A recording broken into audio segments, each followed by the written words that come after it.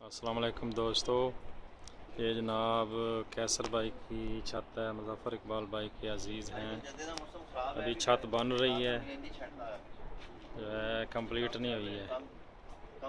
ये कैसर भाई हैं, ये इनके भाई हैं अमर भाई।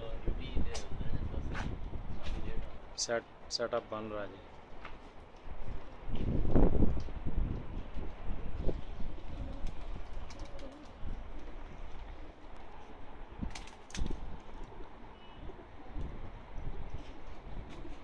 अस्सलाम वालेकुम दोस्तों ये कंदरा के अंदर हमारी नई छत बन रही है। आजकल ज़रा जद्दे का मौसम कुछ ठीक नहीं है, इस वजह से ये काम यहीं रुक गया। ये हमारा नया सेटअप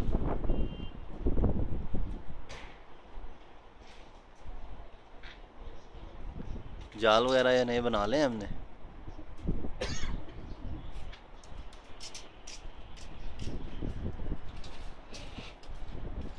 बाकी अभी ये प्लस्तर होना रहता है सामने फ्रंट पे। बस यहाँ का मौसम का पता नहीं लगता, इस वजह से जो है ना ये काम यहीं रोक दिया हमने। बाकी अल्लाह खैर रखे। ये बूढ़ा भाई, ये कैसर भाई, ये आमिर मशवरा करते हुए कि अब क्या करना है आगे। इंशाअल्लाह आइंदा अब यहाँ से शौक़ हुआ करेगा पीने लवर ग्रुप का।